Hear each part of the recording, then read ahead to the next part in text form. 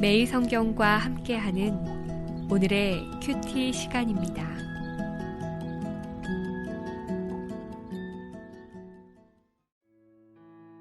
12월 7일 오늘의 말씀은 사사기 19장 1절에서 10절입니다.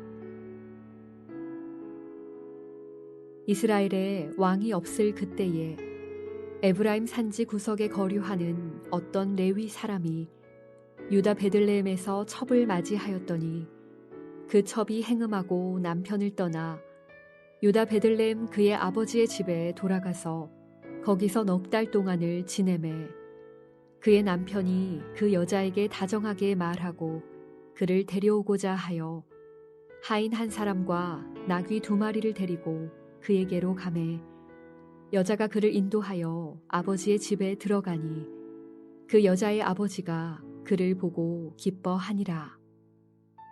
그의 장인 곧 그 여자의 아버지가 그를 머물게 하매 그가 3일 동안 그와 함께 머물며 먹고 마시며 거기서 유숙하다가 넷째 날 아침에 일찍이 일어나 떠나고자 하매 그 여자의 아버지가 그의 사위에게 이르되 떡을 조금 먹고 그대의 기력을 돋운 후에 그대의 길을 가라 하니라.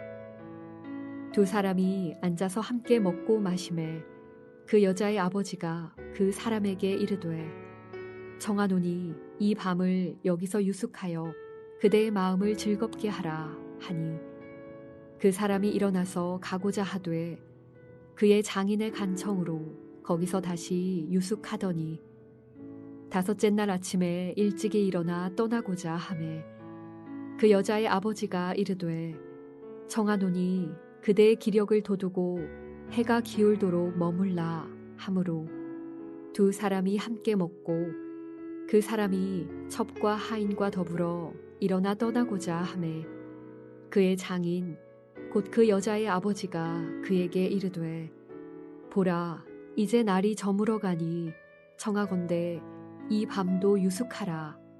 보라 해가 기울었느니라.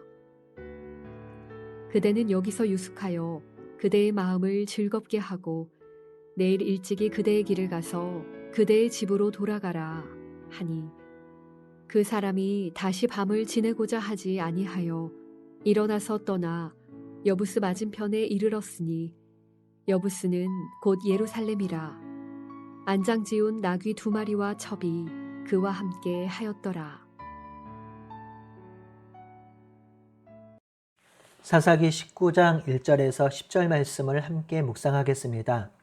사사기 16장에서 사사가 주인공으로 드러나는 이야기가 끝이 나고 17장에서 21장에 왕이 없던 시대의 이스라엘 모습을 그려내고 있습니다. 17장에서 21장은 크게 2가지 이야기가 기록되어 있는데요. 17장에서 18장이 첫 번째 이야기, 그리고 19장에서 21장이 두 번째 이야기죠. 17장에서 18장의 이야기는 어제 윤헌락 목사께서 잘 요약하고 설명해 주셨습니다. 오늘부터는 두 번째 이야기를 살펴볼 것입니다. 어제 설명한 바와 같이 17장에서 21장은 사사기 후반부이나 사사기 후반부의 역사는 아닙니다. 실상 본문의 내용상 사사기 전반부의 역사라고 보는 것이 맞겠습니다. 사사시대의 타락은 사사시대 후기에 시작된 것이 아니라 초기부터 타락했음을 보여주고 있는 것이죠. 사사기 19장에서 21장도 왕이 없는 이스라엘의 비극적인 역사를 기록합니다.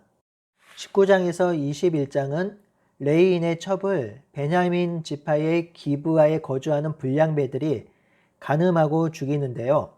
이 엄청난 악행을 자행한 베냐민 지파를 이스라엘 백성이 심판을 하고 이로 인해서 동족 상잔의 비극이 일어납니다. 오늘 본문은 그 비극적인 역사가 시작되는 배경을 제공해주고 있습니다. 19장 1절에 보면 이스라엘이 왕이 없었을 때라고 시작하죠. 이는 18장 1절에도 같은 표현이 기록되어 있습니다. 이는 중의적인 표현입니다. 이스라엘에 왕이 없을 리가 없습니다. 이스라엘의 왕은 하나님이죠. 그렇게 이스라엘에 왕이 없었다고 표현한 것은 이스라엘 백성이 하나님을 왕으로 모시지 않는 것을 보여주고 있지요. 또 하나는 실제적으로 이스라엘에 왕이 없었음을 표현한 말입니다.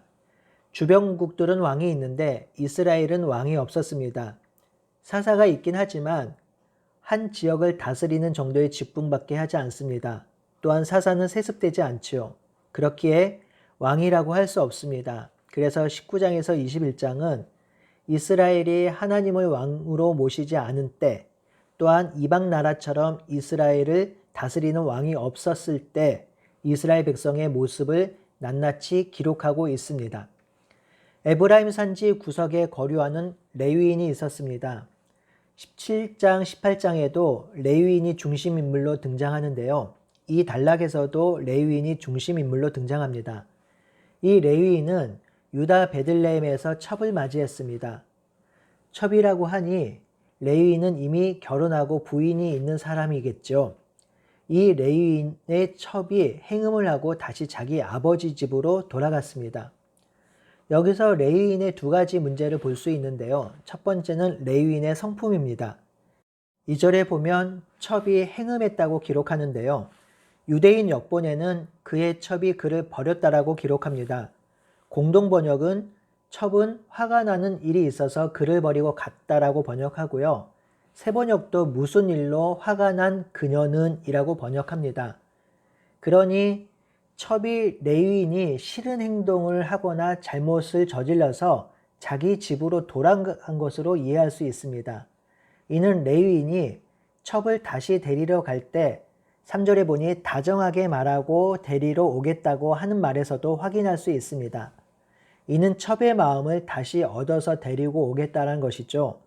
만약 첩이 행음하고 자기 집으로 돌아갔다면 레위인이 굳이 이렇게까지 해서 데리고 돌아올 필요가 없죠. 레위인의 성품이 그리 좋아 보이지 않습니다. 그런데 이보다 더 심각한 문제가 있습니다. 레위인이 첩을 가졌다는 것입니다. 레위인은 성전의 제사를 도우며 성막을 관리하는 직임을 가진 사람입니다. 율법에 충실해야 할 사람이 레위인이죠. 그런데 첩을 데리고 있습니다. 이는 레위인이 영적으로 타락했음을 보여주고 있고요. 이 레위인의 타락을 보면서 일반 백성들은 얼마나 더 타락했는지를 가늠해 볼 수 있습니다. 이 레위인이 장인의 집에 도착했습니다.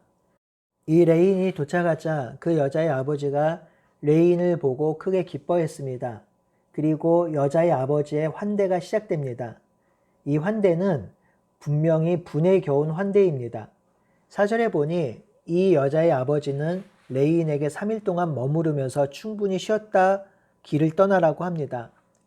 3일이 지나고 레위인이 길을 떠나려고 하자 다시 여자의 아버지는 떡을 먹고 기력을 찾고 돌아가라고 합니다. 레위인은 그 장인의 말을 듣고 다시 하루를 더 유숙하죠. 그리고 또 떠나려고 하자 장인은 다시 하룻밤 더 유숙하라고 합니다. 이번에는 레위인의 마음을 즐겁게 하라고 하지요. 레위인은 장인의 환대를 뿌리칠 수 없어 하루 더 유숙합니다. 5째 날이 되었습니다. 레위인이 길을 떠나고자 하니 이번에도 장인이 기력을 돋우고 해가 기울도록 머물라고 합니다. 이에 두 사람이 함께 먹고 마신 후에 다시 일어나려고 하지요. 이때 또 장인이 날이 저물었으니 이 밤에도 유숙하고 다음날 일찍 떠나라고 합니다. 하지만 이번에는 레위인이 장인의 말을 듣지 않고 길을 떠납니다. 길을 떠난 첩과 레위인은 여부수 맞은편에 도착합니다. 오늘 본문은 20장과 21장에 일어난 사건의 배경을 제공하기 있기에 구체적으로 적용하기는 어렵습니다. 다만 이 본문에서 복선과 같은 역할을 하고 있는 두 가지를 살펴보겠습니다. 첫 번째는 장인의 환대이죠. 이 본문을 읽으면서 이미 눈치채셨겠지요? 장인의 환대가 지나치다는 생각이 듭니다. 통상적으로 나그네를 환대하는 것은 3일이면 충분합니다. 하지만 이 장인은 5날을 유숙하게 하고 또 하루를 청합니다. 또한 기력을 돋우라는 말은 마음을 기쁘게 하라는 말인데요. 유숙하는 동안 몸과 마음을 충분히 쉬고 돌아가라는 것이죠. 이 장인의 분에 넘치는 환대는 다음 본문에 나올 베냐민의 기브아에서 받을 냉대와 대조를 이룹니다. 환대와 냉대의 대조는 이스라엘이 경험할 뼈아픈 역사의 단초를 제공합니다. 두 번째는 레위인의 무리수를 둔 여행 계획입니다. 다섯째 날이 이미 저물었습니다. 장인의 집에서 레위인이 거류하는 에브라임까지는 약 20km가 됩니다. 걸어서 4-5시간이 걸리죠. 레위인이 장인의 집을 떠날 때 이미 날이 저물었죠. 그러니 그 밤에 자기 집에 도착한다는 것은 거의 불가능에 가깝습니다. 사실 지금도 광야나 사막 같은 곳 또한 이스라엘의 지형에서 밤에 이동하는 것은 아주 위험스러운 일입니다. 당시도 그러하죠. 강도의 습격을 당할 수도 있고 맹수의 위험에 노출되며 또 밤의 추위에 큰 어려움을 당할 수도 있습니다. 그럼에도 레위인은 굳이 자신의 생각대로 무리하게 위험을 무릅쓰고 날이 저문 때에 집으로 돌아갑니다. 결국 레위인이 무리하게 진행한 이 밤 여행에서 이스라엘에게 씻을 수 없는 큰 비극이 일어나는 시발점이 되지요. 하여튼 사사기 19장에 등장하는 레위인은 여러 가지 잘못과 악행을 하지요. 레위인으로서 하나님이 그만 첩을 데리고 있었고 레위인의 직무를 잘 감당하지 못합니다. 또한 첩도 잘 다스리지 못해서 그 첩이 집으로 돌아가는 일이 발생합니다.